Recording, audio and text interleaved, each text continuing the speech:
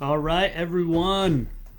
Welcome, welcome, welcome, welcome. We are live inside of our Facebook group, your Facebook group. So, welcome in, everyone. Welcome. We are here live. So, that means one thing and one thing only. That means it is Thursday. It is actually Thursday, August 14th of 2025. And we are live. So, welcome in, everyone. You know, if you've been here for a while, that I do this here every Thursday. So every Thursday, you can count on it, unless it's Thanksgiving or I'm on vacation or I've somehow lost access to my Facebook account. Other than those, you know, earth-shattering things, we're going to be here live every Thursday. I do this here inside the group every Thursday for you guys. I am here for you, in service to you. Now, if you are new, or even if you've been around a while and this is the first time you're seeing this, either live or on a replay, these are all saved and they will post in the group feed. Okay, so as soon as this one's over and we're done, it will post right into the group feed. I will also always pin it to the top of the page, so it'll be like in the featured page. And I also save them over in the guides tab. Welcome in, everyone. If you are here live, if you're watching this on a replay, awesome. I get it. I do them during the day on my lunch break here in the office. So a lot of people are also working and they can't tune in. So not a problem. So yes, if you are new here, I do this every Thursday. The format, typically, I usually have a topic I would like to discuss, which you will see today is the two-pronged attack for management of and treatment of Hashimoto's, and nothing else matters except for those two prongs. So we'll kind of do a deep dive into that. I usually have a topic I like to discuss. That topic is usually based on all the questions, like throughout the week, like the questions I'm getting from you guys through the group or through Messenger or on emails or consultations. That's kind of decides the topic. So I usually like to teach about 10-15 minutes and then always open up the floor for Q&A. So if you ever have questions, you want to get them answered by me, I will answer them live. Post them in the comments section. So if you're here live and you have a question about anything, I don't care what it's about. It could be about today's topic or anything in general, health-wise or thyroid-wise or Hashimoto's wise, post them in the chat and I will answer them. I'll answer them live. When we're done, we'll be done. We'll wrap it up. Once a month, usually the last Thursday of the month, I have straight Q&A, like town hall style. Like I call it AMA, Ask Me Anything, town hall style Q&A. I'm here for you guys. I'm here for you guys all the time. Like there's tons of support inside this group. I hope if you're new, and again, if you've been here for a while, hopefully you know this or you feel this. But if you're new, my goal, I hope that you'll find that this group, this Facebook group, is different than like any other Facebook group out there. Like I run it, I'm the Hashimoto's doc who's been doing this forever, and in the trenches every day with patients doing treatment and helping people with Hashimoto's.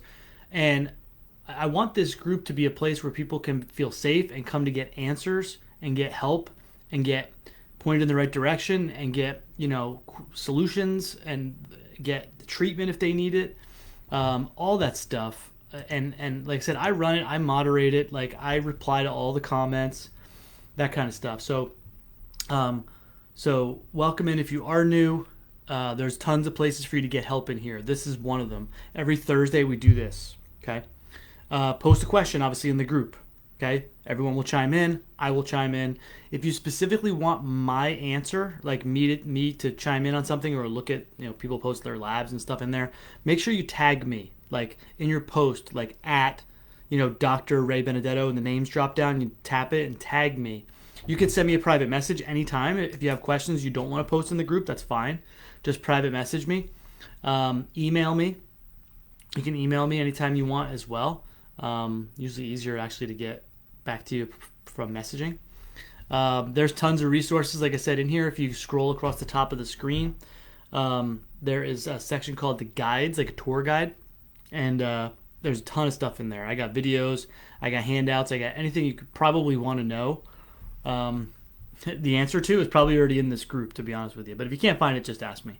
And there's a search function too. There's like a little magnifying glass at the top. If you tap that, you can search inside this group for anything.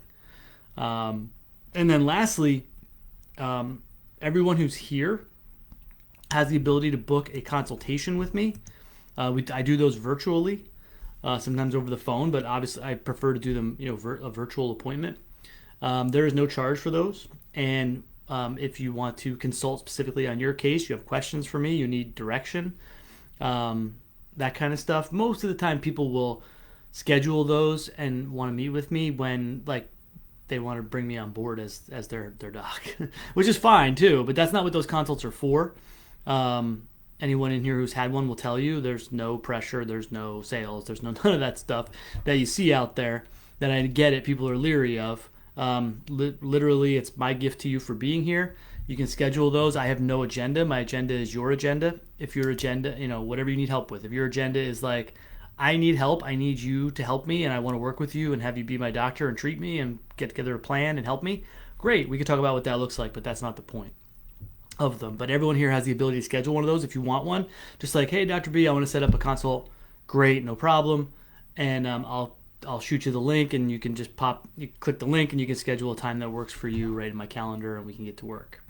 All right, so let's dive in today. Enough babbling. Again, if you're here live and you have questions, pop them in the comments section. I will answer them live, okay? When we're all done here. If there's no questions, then we'll wrap it up. But I'll always stay for Q&A if you guys have it. Okay, so let's dive in today.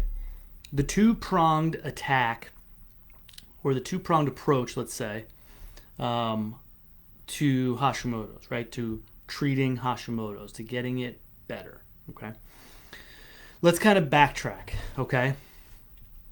Big picture, and then we'll kind of get into the nitty-gritty here. So Hashimoto's is an autoimmune condition, right? Autoimmune meaning your immune system's attacking you. It's the most common autoimmune condition out there.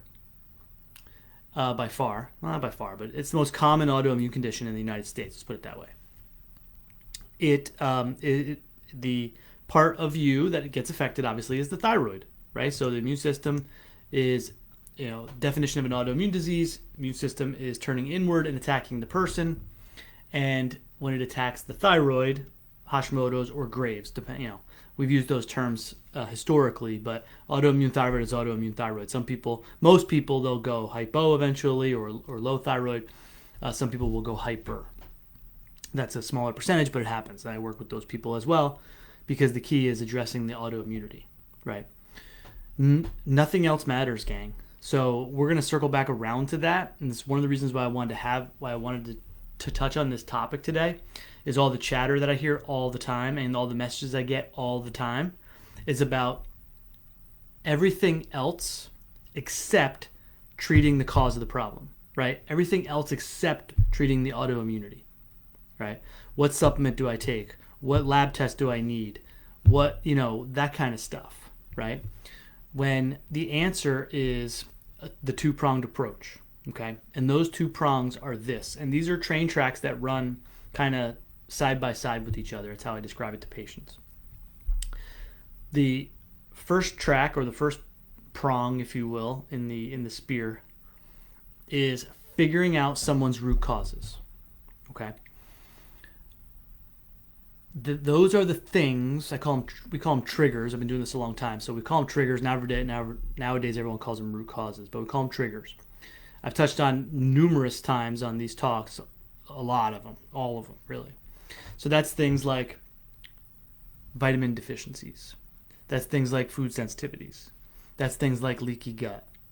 That's things like hormone imbalances. That's things like adrenal issues. That's things like chronic infections, right? I just had someone who started with me today, parvovirus. We got to check for Epstein-Barr, Lyme disease. These are chronic infectious agents, right? Mold, right?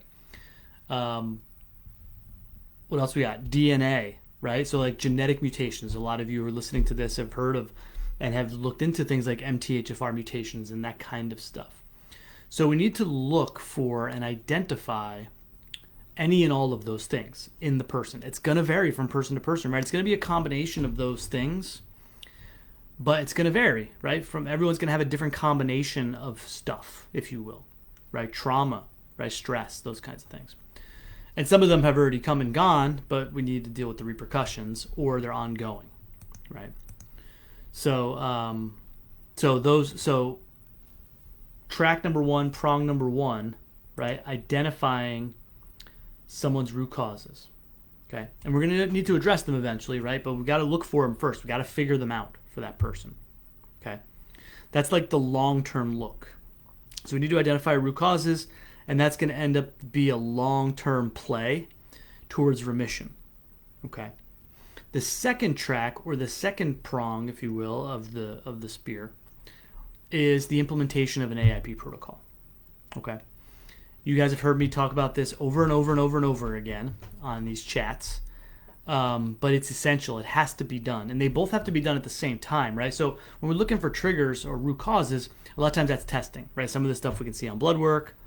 You guys have heard me talk on and on and on about how I love the Dutch test, how I do DNA testing on most of my patients, because we have, the Dutch test and the DNA helps us look for those things, hormones, adrenals, nutrients, genetics, things that aren't super reliable or readily checked on regular blood tests, right?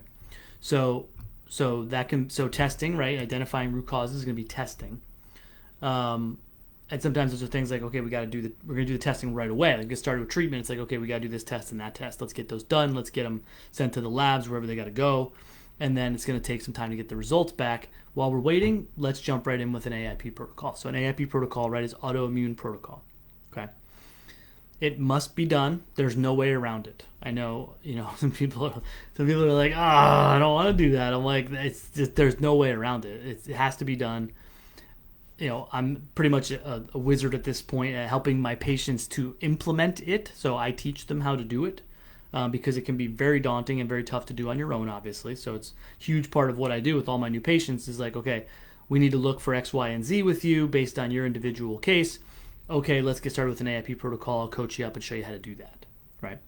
So an AIP protocol is an autoimmune protocol. So it's a combination of dietary nutritional work. So we start with an elimination diet. Everyone thinks like AIP equals elimination diet. It's much more comprehensive than that, but that's where we start, right? So I have my patients at least for 30 days. We do an elimination diet where we're taking we take anything out of the diet that could be a problem, right? Because this will help take care of any food issues. Foods that people could be having sensitivities to. It's the quickest, easiest way to get someone turned around, to be honest with you, is cleaning up a super healthy anti-inflammatory diet, right? That is void of foods that could be triggering potential immune responses, all the garbage, right? The processed stuff, the inflammatory foods that cause leaky gut, all that kind of stuff. So we need to do that for at least 30 days, sometimes longer, but we do that for a minimum of 30 days. And then I prescribe a handful of nutritional supplements along with that help to check off a lot of the big boxes, right? They help to check off, inflammation, helps with anti-inflammatories, immune support, thyroid nutrient support, gut repair. We got to fix people's gut, liver support, cellular detoxification, those kinds of things. So the AIP protocol is good at handling all of that stuff right out of the chute. So my goal with patients with that second prong, the AIP protocol, is to help them get ramped up on that and get it done as quickly as possible, because that's going to help give relief. That's going to help with symptom relief in that first 30 days. My goal with everybody, we don't always hit this goal, but my goal with everybody is 50% symptom relief in that first 30 days. I know that sounds crazy, but I'm always gunning for that. Is that in that first 30 days, we start with the elimination, and we're doing some testing and we're doing some supplements, and it's like, I want someone to do a 180, okay, in that first 30 days. We're not done, but the goal of an AIP protocol and why it has to be done is it puts the brakes on this thing and turns the ship around, okay, while we're looking for additional triggers. So then after that first 30 days, now we're working on the long game, right? So short game right away, get someone turned around, starting getting some relief, start be like, whew, all right, great, I'm starting to feel better. Long play, so over the next couple of months, usually I'm working with someone. The long play is now, okay, what did we find outside of an AIP protocol? Like what else did we find as far as triggers go? That's not foods, it's not leaky gut, it's not inflammation, right? It's the other stuff that we tested for. What did we find for this person? And now how do we implement treatment strategies to take care of those things, right? If it's genetic, it's not going anywhere. Like your DNA is your DNA. But what can we do to mitigate that and neutralize it, right? Or what kind of protocol do we need to put in place because this individual has Epstein-Barr virus or parvo, a chronic viral infection, or mold, or like that. Now it's a long play, right? Because now we're shooting towards remission. Okay, so there's a method to the madness with everything I do with my patients, and a reason why I do things the way I do them is those are the two tracks, those are the two prongs, the tips of the spear, if you will, that are all that matters. Nothing else matters. Until those two things are done and you have Hashimoto's, you cannot get better. You're not going to get better, right? And like I said, I wanted to talk about this today because just this past week, like, there's just been so much noise and so much chatter coming at me, like, lab tests and, what supplement do I take? Like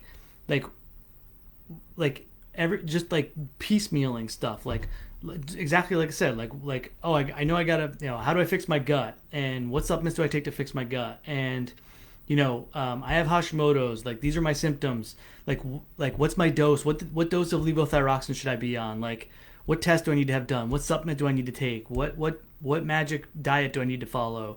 Like, they're not bad questions, they're the wrong questions, but it's not, and I don't mean to say that to disparage anybody. That people asking me the questions don't know they're the wrong questions, which is why I'm doing this talk, for example, right? So it's like, now I can record it for all of eternity. People can hear it and listen to it. They're not wrong questions. It's you don't know the right questions to ask, right? And the right question to ask is, how do I implement an AIP protocol? How do I figure out my triggers, right? How do I figure out my root causes? Those are the only two things that matter. Until those things are done, and until those things are implemented, until those things are accomplished, nothing else matters. Nothing else is going to help. We have to get to the bottom of the cause of the problem, which is the autoimmune situation, which is the Hashimoto's. We have to figure out what is causing that, and we have to game plan how we're going to take care of those things, right? How are we going to get the immune system to stop attacking me? How are we going to start healing stuff up? How are we going to address triggers on an individual basis when we find them, because they're going to vary from person to person? Nothing else matters, right? Yes, do we need to have someone on the proper medication dose if they need thyroid hormone replacement? Yes, of course. But that may never happen. We may be playing the game with the medication forever unless we do an AIP protocol and we take care of triggers and we get the Hashimoto's under control. Everything else is trying to push a string uphill with your nose, as they say. Nothing else matters. What supplement to take, what dose of the medication to take, none of it matters. The only thing that matters, gang, I'm trying to boil this down. The only thing that matters with Hashimoto's are these two prongs. And again, there's so many layers underneath them, but I'm trying to keep things simple today. Figure out your triggers and figure out ways that we can deal with them. Implement an AIP protocol. Those two things must be done. If they're not done, we're not going to get anywhere. Nothing else matters. It doesn't. Nothing else matters. I have these conversations daily, right? Everyone's struggling with symptoms. Everyone's fighting with their doctors or fighting with their medication dosages and all this kind of stuff. And the only question I ask them, if they don't tell me this, the only question I ask them is, okay, you have all this going on. Have you been diagnosed with Hashimoto's? And if the answer is no, it's like, okay, we need to do that. Like, we need to see if you have Hashimoto's, because if you do, none of this other stuff's going to help. What is going to help? The two-pronged attack, the two-pronged approach. That we have to start there. If someone comes to me and they're like doing all this stuff, I'm getting all these tests done, I have all these symptoms, I'm jumping this doctor, that doctor, I've seen 10 endocrinologists, my medication's all over the place, I'm trying this supplement, what do I do? I say, have you been diagnosed with Hashimoto's? And they say yes. Then we circle right back around to the beginning of the conversation. Okay, then this is what has to be done. We can worry about the other stuff later, but until these two things are done, we're always going to be treading water. We're going to be drowning, really. But have you done these two things? No. Okay. You need to do those two things. if you want my help doing them, I will help you to do them. That's why I'm here. That's my mission in life. But it starts and ends there, gang. If you don't do those two things, nothing else matters. Never going to get better. Nothing cool down the road can happen after that. So hopefully this won't be the last time I have to say this or type it in a message. Later this afternoon, someone's going to private message me and they're going to be like, I have all these symptoms. What do I do? And I'm going to be like, do you have Hashimoto's? And they're going to say yes or no. And if they say no, I'm going to say, you got to go get tested to see if you have it. And if you do, we start with the two-pronged approach. If you have it and you're not doing the two-pronged approach, guess what? That's where it starts. It's really as simple as that, gang. Until those two things are done, nothing moves. Nothing happens. Nothing gets better. Everything else is white noise, right? Everything else is just noise. Okay. So I think that's it. I don't want to keep beating the dead horse, but that's the way it goes, gang. Everything else is like, it doesn't matter. Anything else is just noise, you know? So if you get nothing else from this talk today, yes, we need to take care of those things, but if we don't take this two-pronged approach, if we don't figure out triggers and deal with them, and we don't implement an AIP protocol, we're never going to get those other things fixed. We're never going to get, your labs may get normal, you're never going to get better, or we're going to be playing this medication game forever. It's just, this is it. I'm giving you the straight line. This is it. You have to do those two things. I know it stinks, and I wish it were easier, and my patients wish it were easier. It just isn't. It's just, this is the way it goes. I will make it as easy as possible. That's what I do with my patients, is to show them how to do all this. Like, my job is to take care of all that stuff, not their job. I tell my patients, I'm like, your job is just show up and follow instructions. I'll do all the doctor stuff, and we'll figure it all out together, and we'll get a plan in place together, and we'll get you fixed up, you know. But until that's done, everything else is just, you know, hot air. Again, those things I'm not saying all those things aren't important, but they're not going to move the needle at all until we hit the two tips of the spear there. So, all right, I'm going to stop soapboxing for today, but I hope that makes sense, gang. Again, I know it's not sexy, and it's not the new internet sensation, and it's not the social media trend, and it's not the new hot supplement or new hot program someone's selling, but that's just the reality of it. That's just the way it goes. And, you know, it stinks. I get it, right? Everyone wants to just go about their life and eat what they want, do what they want, and, you know, and I get it. But once you've been diagnosed with an autoimmune condition like Hashimoto's, there's no other way around it. These things have to be done if you want to get well. So, hope that makes sense. All right, I am done yapping. So, who has questions? If you're here live and you have questions, I will hang, and I will answer them. Hello, Tamara. Hello, Lynn. I see. So, again, when I do these, if you have comments, I'm on the dashboard side, like the, you know, admin side. So the questions, they populate right here on the side. So if you have questions, pop them in the comment section. I will answer them. I don't care what they are. I don't care if it's like, what's the best test for, you know, lung capacity function or something like that. If you have a question, health related, I don't care, fire away. Obviously, if you have a Hashimoto's or a treatment or any kind of question as far as thyroid or whatever, let me know. But I'll hang for a few. If you have questions, let's do this. All right, Amy, great question. So Amy's got a question. Okay, so I'm trying to figure out if my doctor has diagnosed me with Hashimoto's. She hasn't specifically said it, but has done some testing. My question is, what tests indicate Hashimoto's? Great question. So from a blood work standpoint, there are two that you want to have run, and they are antibody tests, right? So you can check in the blood to see if your immune system is making antibodies against you, right? Auto-antibodies, self-antibodies. There's two of them for thyroid. One of them is called thyroid peroxidase antibodies, or TPO antibodies. Okay, TPO, or thyroid peroxidase antibodies. TPO stands for thyroid peroxidase. And thyroglobulin, or TG antibodies. It's a little confusing. There is a thyroglobulin test. It's just a test for thyroglobulin. That's not the test you want. You want the test for thyroglobulin antibodies. TG antibodies. That's the abbreviation. So you want to have both of them run. Many docs will only do TPO. You want TPO, thyroid peroxidase antibodies, and TG thyroglobulin antibodies. Yes, the TPO antibodies are more commonly elevated, and the numbers will go higher usually on those. But I have had plenty of patients that have not had elevated TPO antibodies and have had elevated TG antibodies.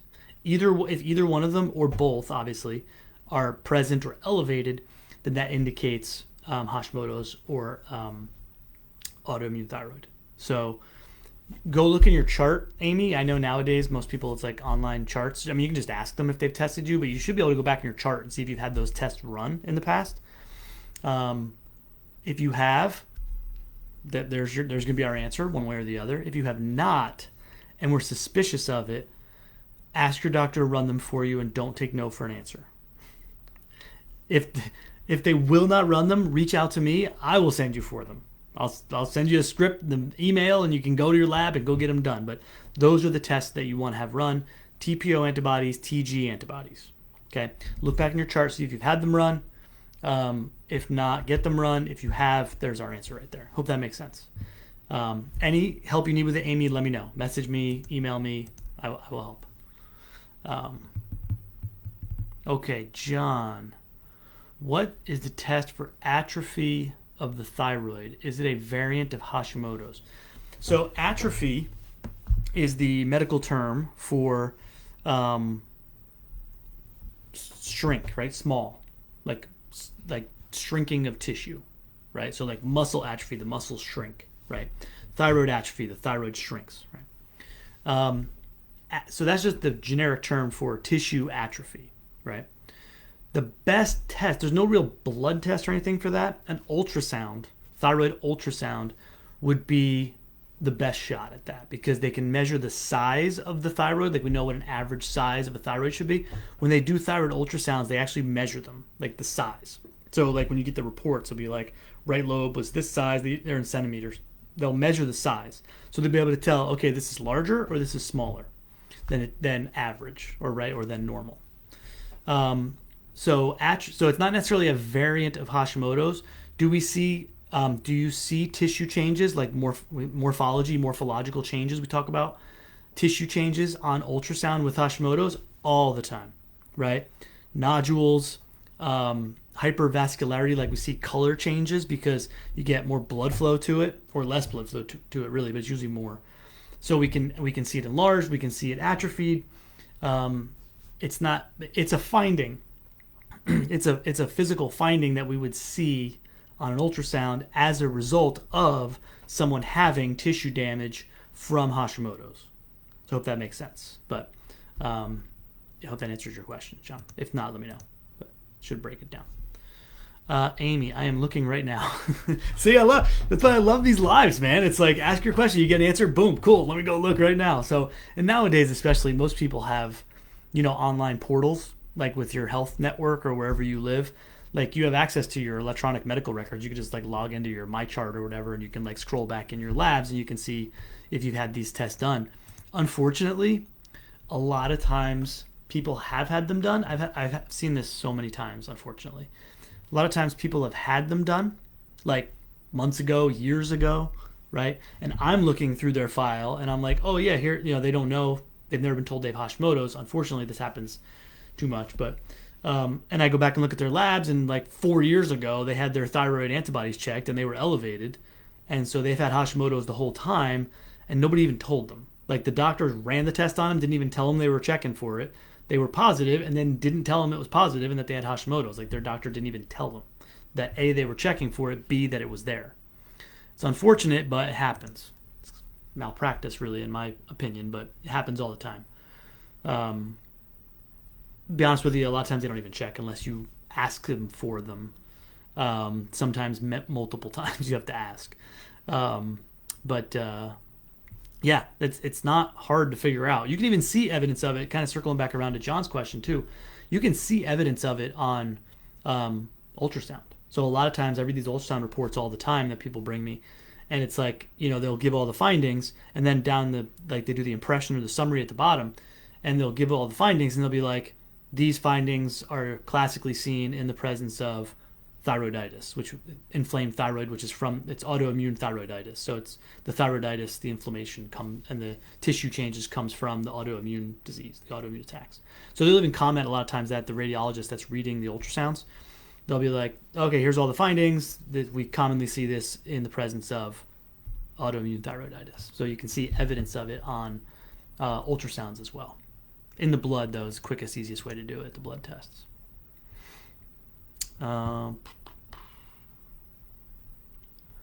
Amy, yes, see exactly what I just said, Amy. Right? You can tell this ain't my first rodeo.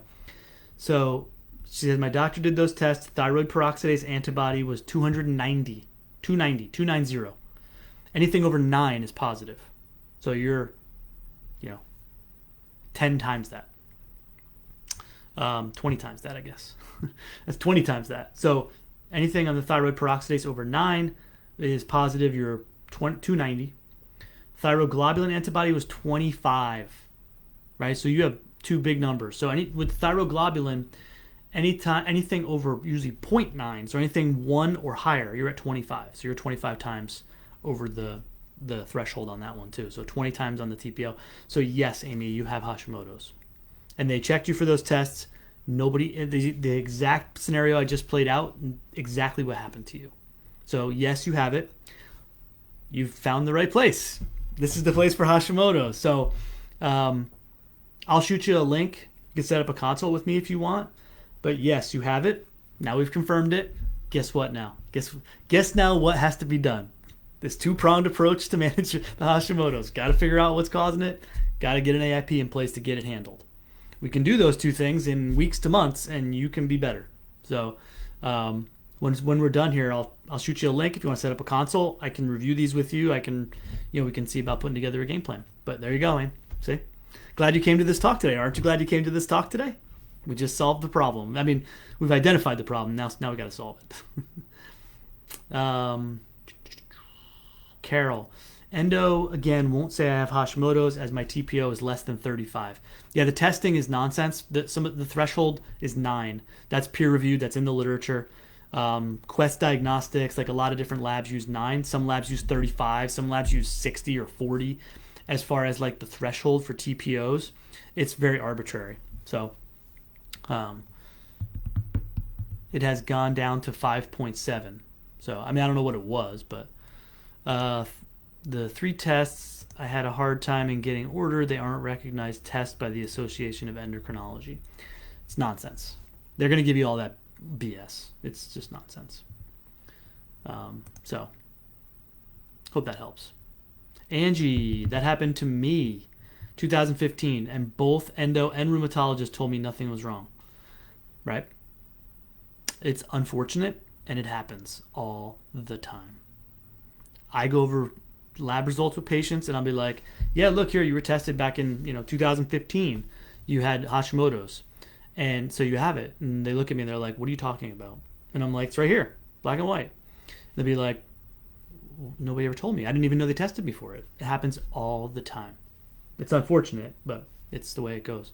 It's medical treatment. Like, they don't have a treatment for Hashimoto's. So if they test you for it and they find it and your TSH is normal, there's no treatment. They don't mention it because they're not going to do anything about it. They're going to wait until the TSH goes out of range, you get hypothyroid, and then they give you Levo or whatever, and then they're done. So it's unfortunate, Angie, but hey, look, that's what this group is all about. That's why I do these tests too. You guys have to advocate for yourself. You have to take control of your own healthcare. I can help you with it, but like you have to do it because unfortunately mainstream medicine is going to let you down a lot of times, especially when it comes to Hashimoto's. But yeah, it's crazy, right, Angie? 2015. You had 2 specialists, an endocrinologist and a rheumatologist, 2 people who deal with thyroid and autoimmune disease, tell you nothing was wrong. It's sad, but it happens. That's why I do these, gang. That's why I do these on my lunch break every Thursday. It's got to change, and it's got to change with us one at a time. Carol, any input on what I should ask to a first cardiologist appointment tomorrow? I guess it just depends on why you're going there. I don't know why you'd be going to it. I don't know. Carol. Maybe a little elaboration. Amy, thank you. I'm so, like 4 O's, I guess. So glad I found you. Well, I'm glad you found us too, Amy. Welcome to the group. I hope today was a good day. So, look, at the same, I get it. Like, pardon my French, but it sucks, right? You're like, oh, I don't want an autoimmune thyroid condition, right? My wife has it. That's why we're here today. That's why we're doing this, because my wife has it, and that she got it, and then that became the mission. Like, now that's the mission. We had to get her better, and then, that's why we're here right now. That's why you guys are hearing the sound of my voice, is because that happened to us. Does it suck? Yeah, of course it sucks. Nobody wants it. Nobody wants an autoimmune condition. Nobody wants Hashimoto's. Nobody wants MS. Like, nobody wants these things. But if it happens, all right, let's identify it ASAP. Let's figure it out. Let's get it treated. Let's get our arms around it, right? Sweeping it under the rug and ignoring it doesn't fix anything. And it doesn't help people get better. So I'm glad you're here too, Amy. It's pretty black and white. Let's get to work and get it fixed, Brittany. Hey, Brittany, how you doing? TPO antibodies. TPO antibodies are fine. TGAB, so the TG antibodies, 277. TSH, 9.45. Is this Hashi's? 100%. 100%. So if either one of those antibodies are elevated, TPO or TG, right? Again, sounds like the TPOs are not, but the TGs are 277. Again, usually anything over 0.9, so usually anything over 1. That's 277 times above the threshold, if you will. So yes, the TG antibodies and TSH of 9 is big. My patients usually do better between 1 and 2. So the TSH is elevated. That is clinical hypothyroidism, as evidenced on the blood test. And the 277 on the TG antibodies indicates the Hashimoto's as the cause of it. So yes, 100%, Brittany. Carol, 2 was 12 thereabouts. I'm sorry, I don't know what that means, Carol. Maybe if you can elaborate, I'm not sure what that means. So, cool. I think that's it as far as questions. I got another 2 minutes if somebody wants to ask the last second question. That always happens. Like, I'm answering questions and I'm like, all right, we're gonna wrap it up, and then someone slides in like 5 questions right under the gun. But I got a couple more minutes I can hang. I start with patients at the top of the hour, so I like to at least catch my breath and take a potty break and all that kind of stuff once I'm done with these before I start seeing patients again. So any last minute questions, slide them in there. If not, we will wrap it up. Good stuff today, gang. Good stuff. I hope this talk made a lot of sense. It's just like, I get questions coming at me all day. Like, my TSH is this, my medication dose is this. Like, what do I do? I'm like, we fix the Hashimoto's. Everything else is just monkeying around, and it's not going to fix the problem. What's the magic supplement? There isn't one. Like, we got to do the two. We got to do the two. Got to figure out triggers. We got to put a plan, in place to deal with them once we figure them out, and we got to do an AIP protocol. That's where it starts. Short-term relief, long-term remission. That's why we have the 2 prongs, right? AIP is short-term, get things turned around, get some relief, get things healed up, start at least, and then trigger identification, long-term remission. Those are the goals. That's what's going to get the job done. Everything else does not matter in the beginning. It might matter down the road, but it doesn't matter in the beginning until we do those 2 things. So, all right, I knew it. A couple of last-minute questions flying in. Finally got ferritin 2. It's 44. Low number. Oh, this is Carol again. Finally, it's ferritin's 44, low number in the optimal range. How does that affect metabolic imbalance? I did get an order for an adrenal test too. So ferritin is storage iron. If it's high, so one of 2 things. If it's high, it acts as an inflammatory marker, something called an acute phase reactant. Big fancy medical word. It just means like when your ferritin's high, it means there's a lot of inflammation going on. Acute inflammation usually. When it's low, we typically see it in the presence of leaky gut. So ferritin is stored in the lining of the gut. If we have leaky gut, it's leaking, right? So it's not being stored properly and it's going to go low, usually. Linda, blood work showed I have Hashimoto's. Welcome to the club. And I've been prescribed levothyroxine. That's what the MDs do. You didn't have the talk though with them about what we did today, right? The 2 prongs? Nope, never happens. Not going to happen. And the levothyroxine may make your labs look pretty, right? Bring everything back into range, or it might make you feel better temporarily. Long term, it's not going to fix the problem. It'll make your labs look pretty, and then they'll say, you're done, it's not your thyroid, nothing wrong, when in fact it's the Hashimoto's. I have not been referred to an endocrinologist. Should I be seeing one? I wouldn't bother. If your primary care doc's doing, like, the endocrinologist doesn't do anything different.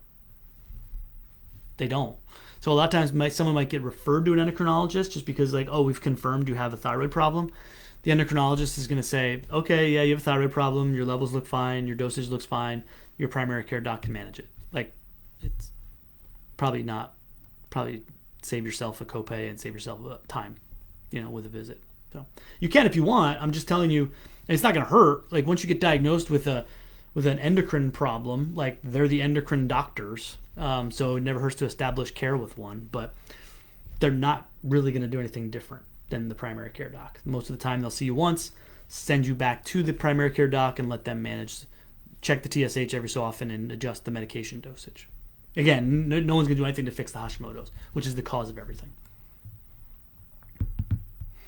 John, is atrophy of the thyroid salvageable at all on its own? That's the $1 million question, right? I wish I had the answer. I don't know. Nobody knows the answer to that question. It's like people ask me, like, okay, great, we get started with treatment, we get the Hashimoto's fixed. Like, can I get off my medication someday? I'm like, we won't know till we get there. So if the thyroid tissue has been damaged and it's atrophied, there's a good chance it's probably not coming back. Like, if it's been permanently damaged. That's a case-by-case deal, though. Brittany, family autoimmune history, but if daughter and I were both diagnosed within the last 6 months, should I be looking at environmental causes? Yes. Brittany, we've met before. I guess we never did get started on a plan. But yes, if you guys have both been diagnosed, that's one of, so we talked about the 2 prongs, right? So identifying triggers, environmental causes is one of them, right? Water, air, mold, you name it, right? So that falls under, like, the environmental trigger category, where we got, like, foods and hormones and this and that, right? So yes, that's one of the things that we need to look at, are potential environmental causes. That's a category of triggers, if you will. So, yep, definitely. All right, going once, going twice. Any last minute questions? Brittany, not yet, because I'm so sick now. Well, we got to get to work. How are we going to get better if we don't get to work? Let me know. Shoot me a message. Let's go. We're never going to not be sick if we don't start working on getting better, right? Common sense, I guess, or it's obvious, but I get it. People are like, I feel terrible. Like, I don't know if I can do this now. I'm like, well, if we don't do this now, then we're always going to feel terrible. So no worries. I'll be here if you need me, Brittany. My TSH, Brittany again, my TSH went from 2 to 9.45 since February. Yeah, that's huge. So there you go. Hashimoto's is on the attack. It's damaging the thyroid, really, and your thyroid can't make the hormones anymore, and the TSH is spiking because of it, and yes, you are going to feel terrible. So 2-pronged attack. Got to get that, until we do those things, till we get the Hashimoto's fixed, nothing else matters. So I'll be here for you if you need me.